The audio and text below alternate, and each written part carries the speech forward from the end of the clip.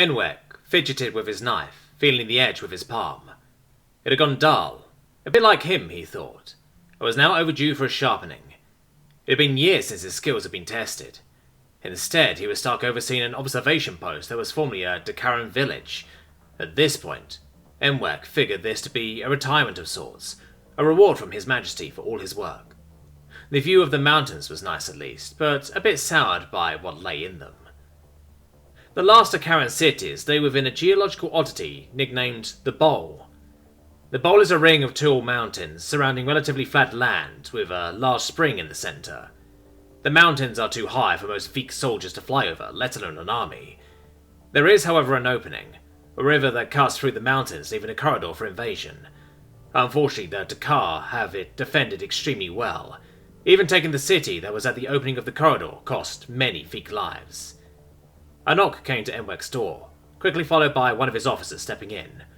"My lord, the reports have only increased. I think it's time we send a message to His Majesty." Enwek stood up and began to pace the room.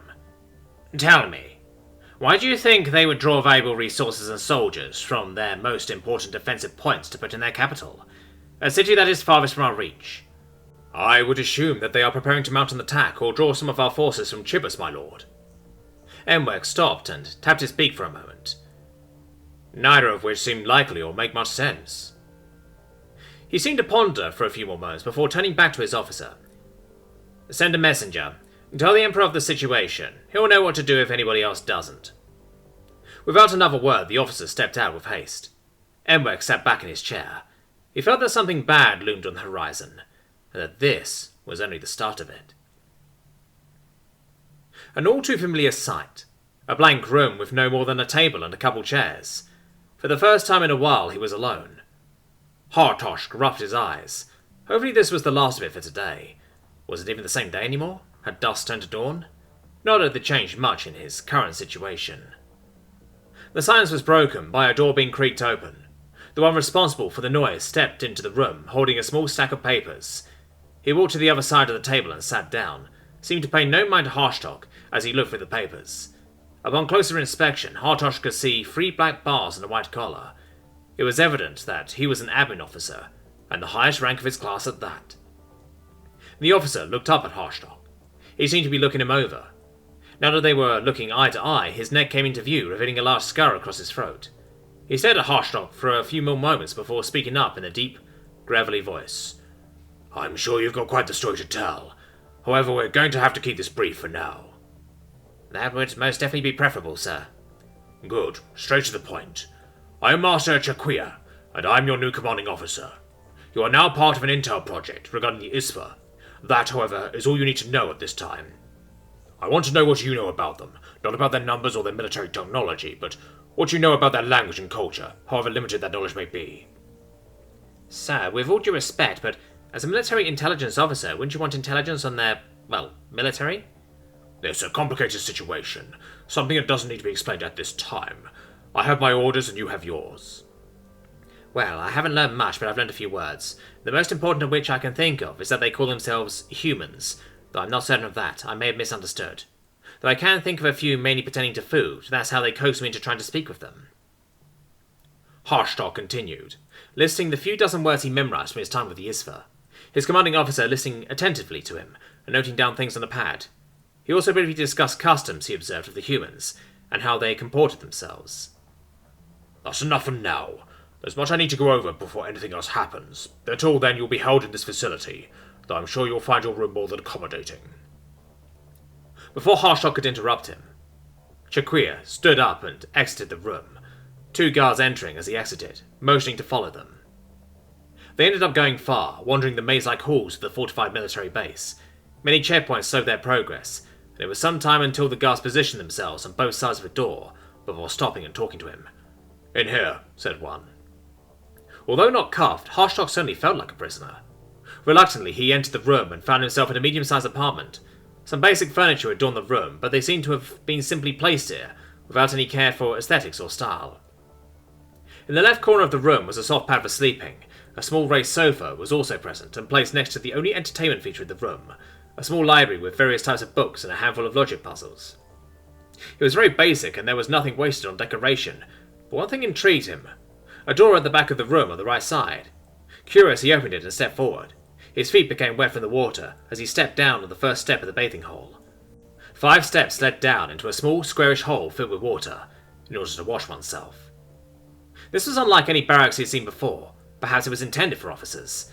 Either way, Harshaw figured that he might as well enjoy it while it lasts. That, and it had been a while since he had properly bathed. I suppose I've earned this much. Harshaw stripped out of his clothes and set them near the exit before entering the lukewarm waters. He stayed for some time after cleaning himself, soaking and floating, his mind slightly at rest. He thought back on his interactions with the ISFA and mused. That night he did not dream, simply crashed and rested. Harshaw awoke to a banging on his door. It was too early for breakfast, so it must have been important. He groggily rolled out of bed and walked to the door. Upon opening it, a guard was standing on the other side. Harshaw looked at him with tired eyes before the guard spoke. Good, you're awake. Shaquir is on his way down to speak with you, so I suggest you get dressed. Harshaw replied with a nod and softly closed the door. 3 days he'd been held there. Though not necessarily bad days, the room just seemed to get a bit stale at times. He turned to his uniform and put it on. Soon after, screwing away his uniform, there was another knock at his door. Harshaw opened the door, revealing his commanding officer, standing on the other side. After Harshaw saluted and reported for duty, the officer motioned him to follow. About a minute of walking passed before Shaquir spoke up. I hope you got enough sleep. Today is potentially going to be a long day. Is that so, sir? May I ask where you are taking me? A meeting of sorts, maybe more of a proposition. Someone you may already know has a use for you, but needs you to be willing. Harshaw pondered for a moment who this someone could be. He couldn't think of anyone he knew that would have a vested interest in using him, other than for normal military purposes. But if they needed someone like that, they could surely find a better candidate. Harshaw's skills were nothing to scoff at, but certainly not the best. Soon they exited the building. The sky was clear, and the sun shone brightly, forcing Harshaw to squint. A proposition? What kind of proposition? It's not my proposition to make. However, I will tell you that if you accept it, things may go very well for you. I'm talking about a promotion, but only if you go through with it. If anything, that makes it more concerning. The only meritorious promotions these days are posthumous. After a few minutes of walking, they reached an entry point to go down into the base. It was heavily guarded, although they seemed to be only there for looks, as a heavy steel door sealed the entry. One of the guards pulled a lever, and with a hiss of steam, the door slowly lurched open. A dark corridor lay on the other side waiting for them. Without a word, they descended into the ground.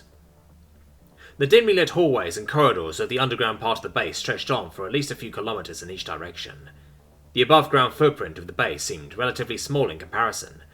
Even when they reached their destination after nearly an hour of walking, the passages continued to stretch on. They appeared to be in some kind of storage section of the base. Large doors accompanied each room. Shaquir led Harshaw to a man door and opened it. The room on the other side was considerably better lit than the corridor they were in. Harshaw stepped inside, with Shaquir closing the door behind them. The room was a large warehouse that was mostly empty, with a large contraption in the middle. Harshaw recognized it almost immediately. It was the ISFA machine that supposedly flew at some point. Upon approaching it, Harshaw could see a figure inside of it, hunched over. As he got close, the figure turned to him. It was that scientist Chilukik again. Harshaw spoke. I should have known that you were behind this in some way or another. Ah, you finally arrived. This thing is quite the machine. The craftsmanship is remarkable. I haven't even taken a piece off yet, and I've already learned so much. You asked to meet with me. You have a proposition? I would like to skip to that part as soon as possible. I see. Chilukik smiled and stepped out of the machine. He dusted himself off before speaking. As you have likely gathered, I have a vested interest in this newly discovered species. The many see them as a threat, I see potential. I want to communicate with these humans to see if they would help us in our current crisis. The machine that stands behind me is proof enough that they certainly have the technology to do so. So, how do I play a part in this? Well, when I asked for the Council for Resources to put my idea into action, let's just say they weren't interested. That doesn't stop me from using willing participants and any resources that I still have. Thankfully, my good friend Taquia, among a few others, support my idea. However, there is an issue. Any attempt at communications would likely have to be from scratch. Lucky me, there's one who already has basic knowledge of the alien language. So you want to use me to talk to them? Well, who else? And how do you plan on contacting them? We fly one of their patrols, not unlike how you came into contact with them, or we walk to their base of operations. Harshaw scoffed. There was no way he was serious, or maybe he had gone mad. Chilukik was just a civilian getting in way over his head. What does he think is going to happen? The fact that he wanted Harshdog to go with him was just icing on the cake of this suicidal plan. Harshdog took a moment to gather his words to respond. You think we wouldn't just get shot on sight? I got lucky that I got out unscathed. Nay, it was a near miracle. Whatever choice do we have? Do we wait for them to decide that we're a pest on their world like the VCAV? Or maybe we'll be lucky enough to start before then. The council wants to close the portal, our last sliver of hope. They don't want to take the risk, but they fail to see risk is all we have left. There is no good option, but we have a chance to go with one that may not lead to the annihilation of our species. This is our last chance.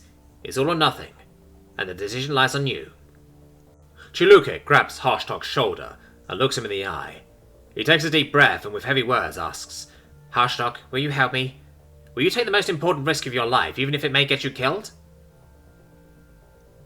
Chilukik's hands were firmly wrapped around a small box. Inside was an offering of Tshirt.